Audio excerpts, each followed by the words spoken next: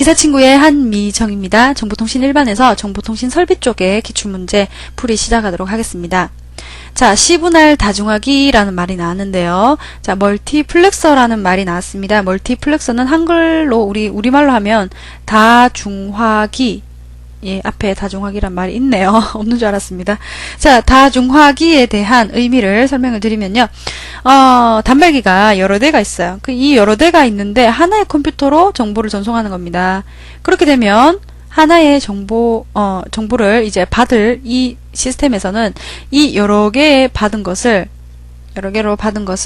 하나로 묶어가지고 하나의 채널로 이렇게 딱 들어가야 되거든요. 그래서 이 여러 개를 하나로 묶는 역할을 하는 것이 다중화기입니다. 다중화기. 그래서 다중화기의 종류가 하나는 주파수 분할이 있고, 두 번째는 C분할이 있습니다. C분할, 주파수 분할이 있고, 주파수 분할이 있고 C분할이 있습니다.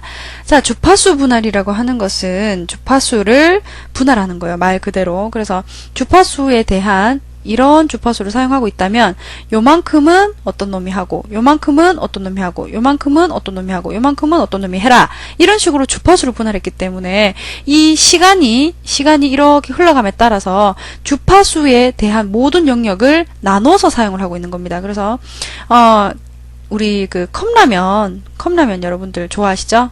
저는 좀 많이 좋아하는 거 아닌데 한 번씩 이 컵라면을 잘 먹는데, 컵라면은 하나인데 내가 먹는데 A라는 사람이 있고 B라는 사람이 또 이렇게 먹고 싶어서 이렇게 쳐다본단 말입니다. 그러면 A가 가지고 있는 젓가락의 수는 하나죠. 젓가락이 하나 있는데 A와 B가 같이 먹는 방법은 두 가지가 있어요.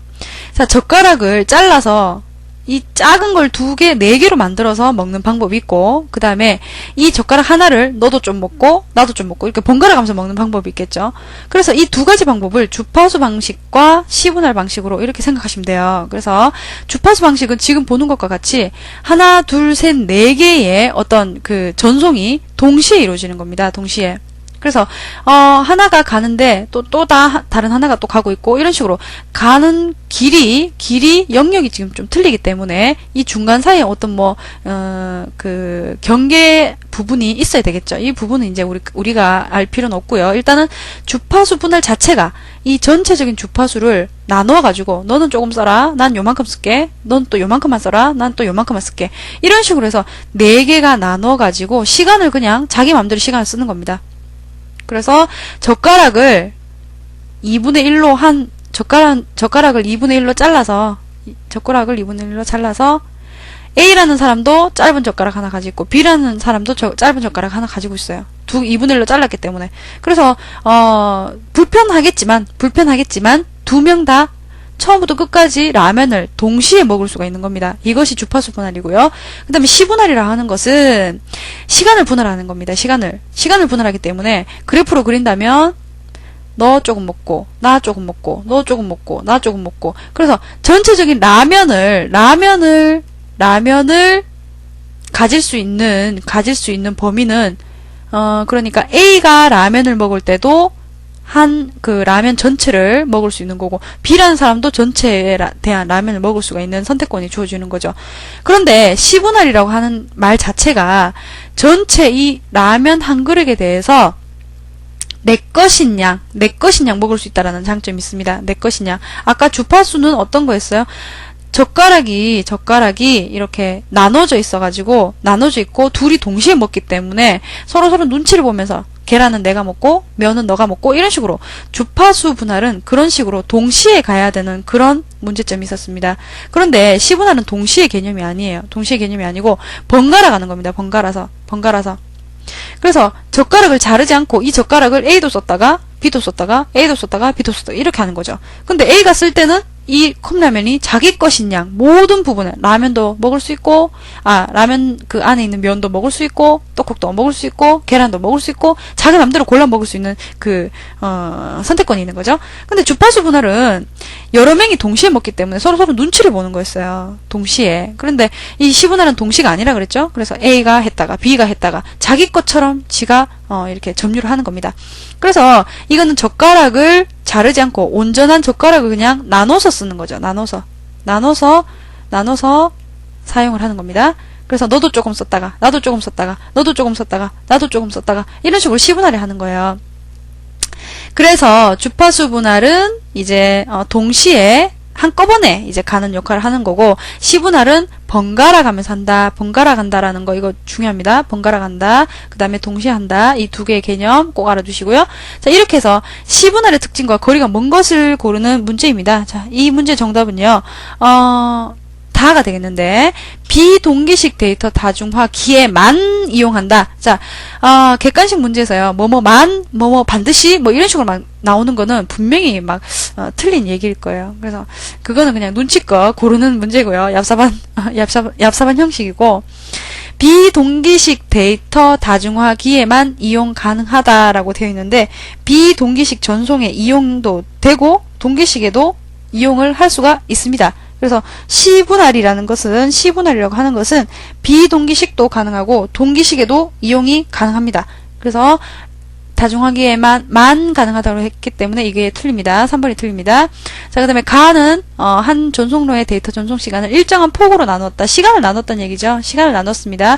그래서 A도 조금 먹고 B도 조금 먹고 그 대신 젓가락을 이제 그냥 한 개로 두서 이 한 개를 공유해서 쓰는 거죠. 그 다음에 비트 다중화뿐만 아니라 문자 다중화도 행한다. 예, 맞습니다. 비트도 되고요. 문자도 됩니다. 자, 그 다음에 디지털 전송 방식에서 된다라는 거. 디지털을 이용한다라는 거 외워두시고요. 자, 이렇게 해서 정답은 다가 되겠습니다. 자, 2번 단말장치가 변복조 장치에게 데이터를 보내려 하고 있음을 나타내는 제어신호는 어떤 것인가? 라는 문제입니다. 자, 내가 신호를 보낼락 한다. 너 받을 준비 됐느냐? 이 말입니다. 자, 이 문제의 정답은요, RTS라고 하는 건데, 자, 보내기 위해서 요청을 하는 거예요. 보내기 위해서 요청을 하는 신호가 RTS예요.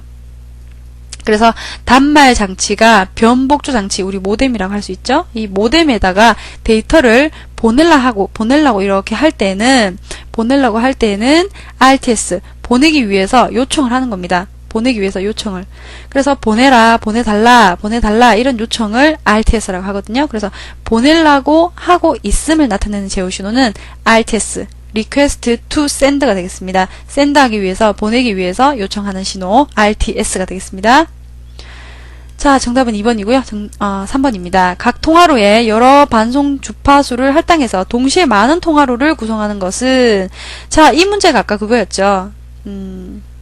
이렇게 시간이 흘러갑니다. 이렇게 시간이 흘러가는 데 있어서 컵라면을 한 그릇을 A라는 사람도 먹고 B라는 사람도 갑자기 온 거예요. 그런데 젓가락은 하나밖에 없는 거예요. 근데 이제 젓가락을 나누어서 A도 먹고 B도 먹고 동시에 먹는 겁니다. 동시에 먹는 거. 그래서 동시에 먹는 방식은 주파수를 분할하는 거예요.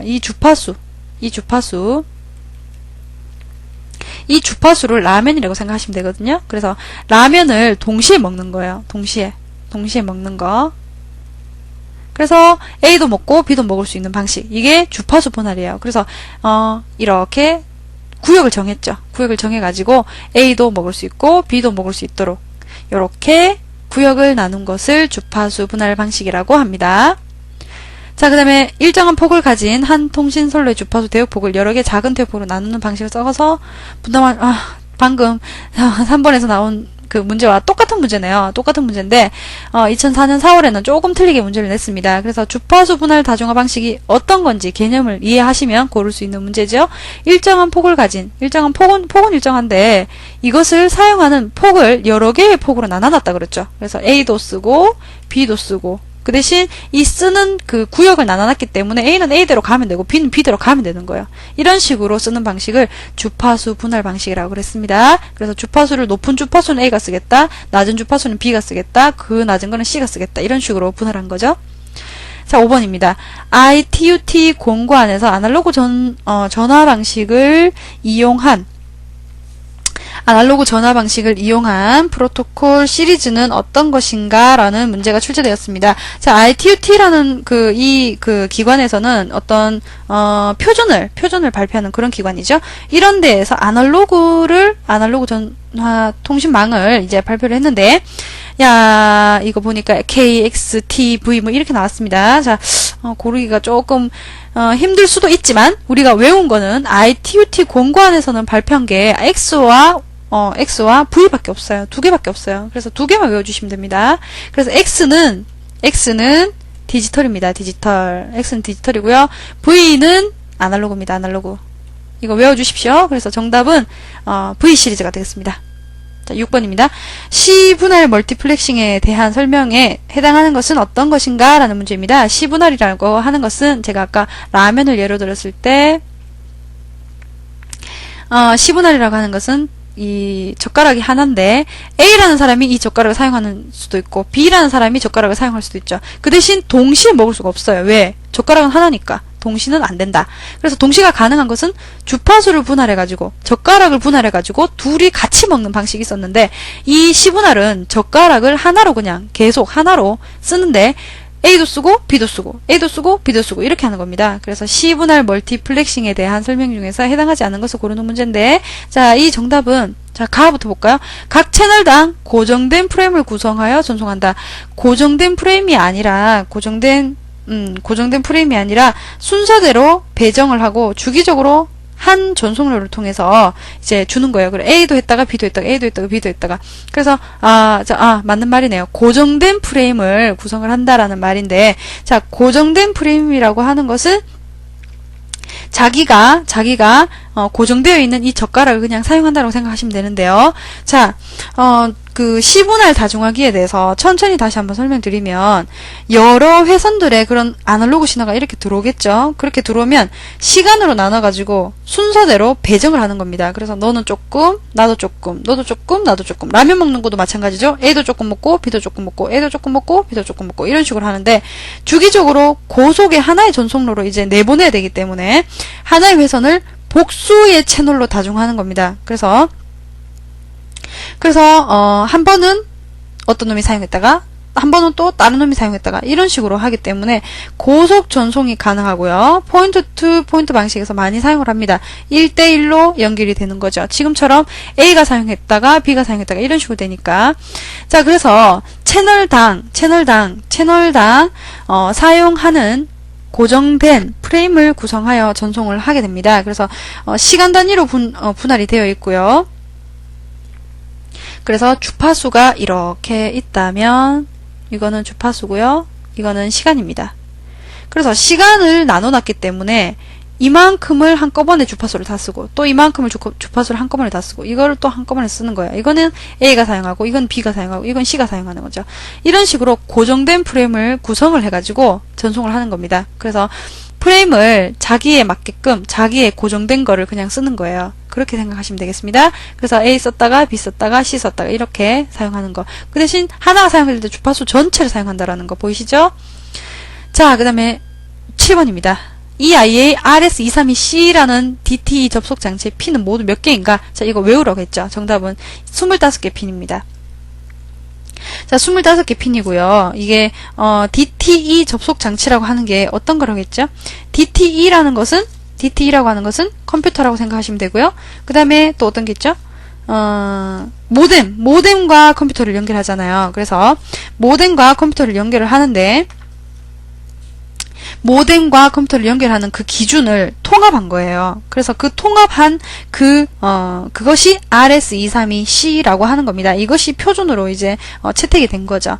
자, 이렇게 해서 25개의 핀으로 나누어져 있는데 생긴 모양은 이런 거예요. 요렇게 돼갖고 이거 여러분들 보셨을 거예요. 그래서 요렇게 돼 있는데 뭐 1번은 뭐 하자, 2번은 뭐 하자, 3번은 뭐 하자, 4번은 뭐 하자 이런 식으로 해서 하나하나씩 다 표준화를 한 겁니다.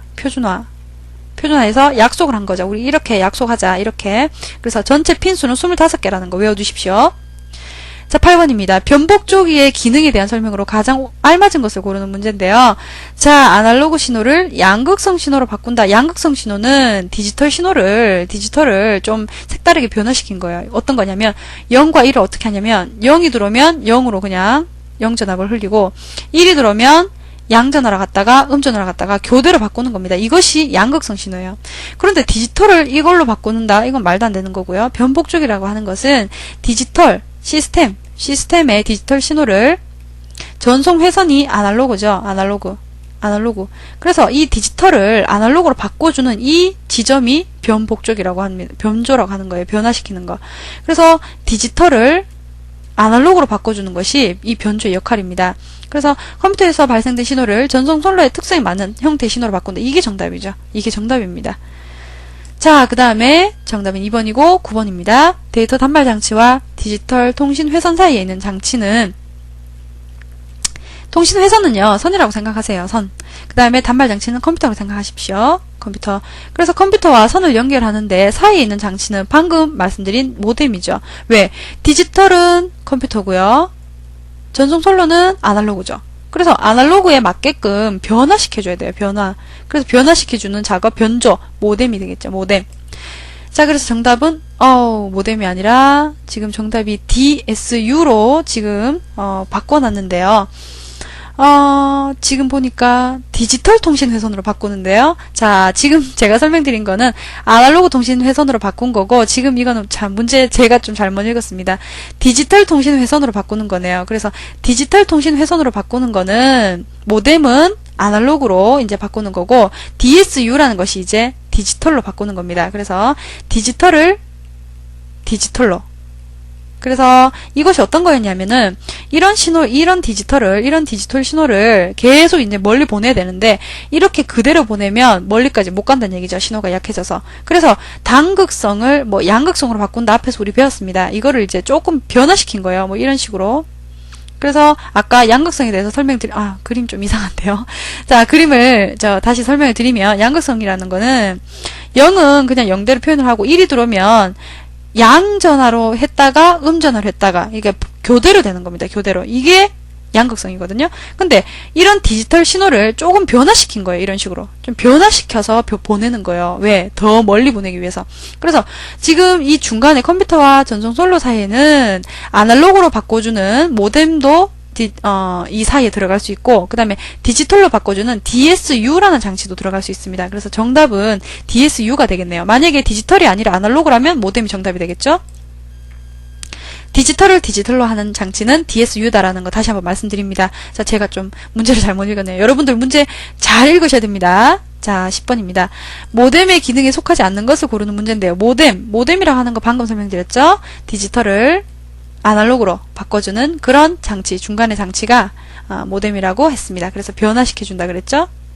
자, 디지털은 0과 1이고 아날로그는 이런 신호니까 이 중간에서 변화를 이렇게 시켜준다라고 했습니다. 그래서 아날로그 신호를 디지털 신호로 변환한다. 이거 틀렸죠? 그 다음에 디지털을 아날로그로 변환한다. 이게 맞습니다. 지금 속하지 않는 거네요. 제가 지금 오늘 왜 이러죠? 자, 속하지 않는 거, 지금 가를 보시면요. 자, 가를 보시면 아날로그를 디지털로 변환한다. 이게 지금 어디서 그렇게 되냐면 시스템 A에서 자, B로 전송을 합니다. 그러면 이 중간에서는 아날로그로 바뀌어야 되죠. 근데 이 0과 1이란 디지털을 이 중간에서 디지털을 아날로그로 바꿔줍니다. 이게 변조죠. 그 다음에 아날로그 그 신호 상태로 이런 선로를 쭉 탕해서 갑니다. 선을 타서. 그 다음에 이 아날로그 신호가 끝 지점에 가면 이 지점에서 다시 복원을 시켜줘야 돼요. 복조. 이것이 모뎀입니다. 이게 아날로그가 다시 디지털로 바뀌는 거죠. 그래서 이 시스템이 디지털로 인식을 하는 겁니다. 그래서 지금 아니다라고 했는데 제가 지금 잘못 읽었네요. 아날로그를 디지털로 바꾸는 거 맞고요. 이것이 요 복조 작업이죠. 복조 작업입니다. 복조. 그 다음에 디지털을 아날로그로 바꾸는 것이 이제 변조 작업이죠. 그 다음에 전이중 통신 방식을 반이중으로 바꾼다. 전이중은 전화기인데 전화기를 무전기로 할 수 있도록 한다? 이게 아니죠. 자, 이 말은 말도 안 되는 말입니다. 이거 다 틀렸고요. 속하지 않는 게 다입니다. 정보 신호를 연속적 운동, 펄스 형태로 변환한다. 이게 이 말이죠. 아날로그 신호를 변환시키는 거. 자, 그래서 다시 한번 정리합니다. 제가 지금 정보통신 때문에 지금 여러분들 푸셔야 되는 문제들은 많고 이제 나오는 횟수는 적고 이렇게 해서 문제들이 또 다른 챕터에 비해서 조금 어렵습니다. 그래서 모뎀이라는 이 기본적인 아주 중요한 개념인데요. 이 부분에 대해서 다시 한번 또 설명을 잠깐 드릴게요. 시스템 A에서 시스템 B까지 우리가 정보를 전송을 합니다. 전송을 하는데 그냥 하는 게 아니라 어떤 선로를 통해서 우리가 데이터를 보내게 됩니다. 그런데 이 시스템 자체는 0과 1밖에 몰라요. 이 기계는 0과 1밖에 모른다는 얘기입니다. 0과 1밖에 모르기 때문에 아날로그 신호를 변화를 시켜줘야 되는데 그 변화시켜주는 작업이 모뎀에서 변조 작업을 먼저 하게 돼요. 이게 모뎀입니다. 그래서 변조 작업을 하고 그 다음에 이 변화된 아날로그를 쭉 보냅니다. 멀리 보내기 위해서 전송 선로가 보낼 수 있는 신호, 아날로그 신호로 바꿔서 보냅니다. 그런데 이제 다 왔어요. B 앞에까지 왔어요. 그런데 B는 아날로그를 인식 못하죠. 그래서 0과 1로 다시 바꿔줘야 되는 복조 작업이 필요합니다. 그래서 이 작업이 또 다시 모뎀이 들어가서 아날로그를 디지털로 바꿔주는 작업을 하게 됩니다. 이런 식으로 해서 아날로그를 디지털로, 디지털을 아날로그로 바꾸는 것이 모뎀의 역할이고요. 정보 신호를 연속적인 펄스 형태로 변환한다. 자, 이 아날로그를 바꿔줬죠? 이 형태, 신호, 펄스를 아날로그 신호라고 생각하시면 됩니다. 자, 그렇게 해서 정답은 다가 되겠습니다. 통신 제어 장치의 기능과 관계없는 것을 고르는 문제네요. 자, 통신 제어 장치라고 하는 것은 어떤 건가요? 시스템 하나의 A에서 어떤 멀리 있는 주 컴퓨터로 내가 접속을 한다라고 하겠습니다. 그러면 여기에서 이제 변조 작업을 하죠. 모뎀에서 변조 작업을 해서 바꿔서 아날로그 신호를 쭉 가서 이제 다시 이제 변화를 시켜서 주 컴퓨터가 인식할 수 있게끔 이렇게 바뀝니다. 그런데 통신 제어 장치라고 하는 것은 여러 대가 이렇게 이렇게 왔을 때는 여러 장치들에 대해서, 여러 데이터들에 대해서 하나의 제어 장치, 이런 통신들이 제대로 이루어져 있는지 오류도 검출하고 제어도 할 수 있고, 그 다음에 회선이 잘 연결되어 있는지 그런 것도 감시할 수 있고요. 말 그대로 통신이 제대로 이루어졌는지 관리를 한다는 겁니다. 관리. 그래서 회선도 감시하고, 그래서 데이터를 처리한다, 정기적인 결합을 한다, 이렇게 되어 있는데, 자, 여기서는요, 데이터를 처리하는 것이 아니고요, 여기 이 관리만 하는 거예요. 관리만. 이 들어오는 데이터들이 제대로 들어오는지 안 들어오는지 그것만 관리를 하는 거예요. 데이터들에 대한 실제적인 처리는 이 안에서 처리를 하게 됩니다. 컴퓨터 안에서. 처리 시스템 안에서. 그래서 정기적으로 잘 돼 있는지, 오류가 잘 돼 있는지, 회선이 잘 되어 있는지, 이런 것은 통신이 제대로 이루어져 있는지 관리를 하는 이 기관에서 하는 겁니다. 이 장치에서. 그래서 처리를 직접 하는 주 컴퓨터의 앞에 통신 제어 장치가 붙어 있어요, 보통. 그래서 통신 제어 장치라는 것은 통신이 제대로 이루어지는지를 관리할 수 있는 장치라는 거. 그래서 다시 한번 가나다에 대해서 말씀을 드립니다. 그래서 데이터를 실제적으로 처리하는 것은 안에서, 시스템 안에서 처리를 하는 겁니다. 자, 이렇게 해서 11번까지 모두 정보통신 설비에 대해서 마쳤는데요. 모뎀에 대해서 여러분들 확실히 알고 계셔야 되고요.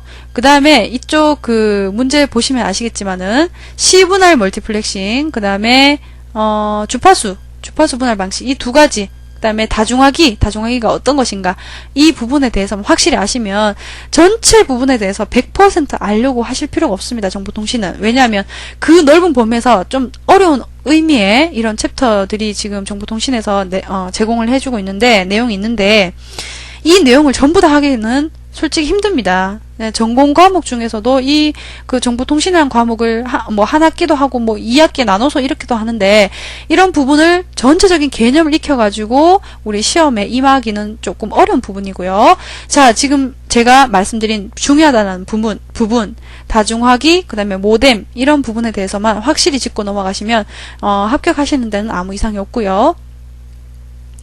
전체적인 부분에 대해서 개념을 모두 다 암기를 하기에는 힘듭니다. 그래서 다중화기라는 그 개념과 그 다음에 외워야 되는 주파수와 시분할 두 가지 특징 꼭 알아두셔야 되고요. 모뎀에 대한 특징, 기능 꼭 알아두셔야 되고요. 이 부분에 대해서만 정보통신 설비에서는 확실히 알아두시고 넘어가시기 바랍니다. 자, 수고하셨습니다. 다음 시간에 뵙겠습니다.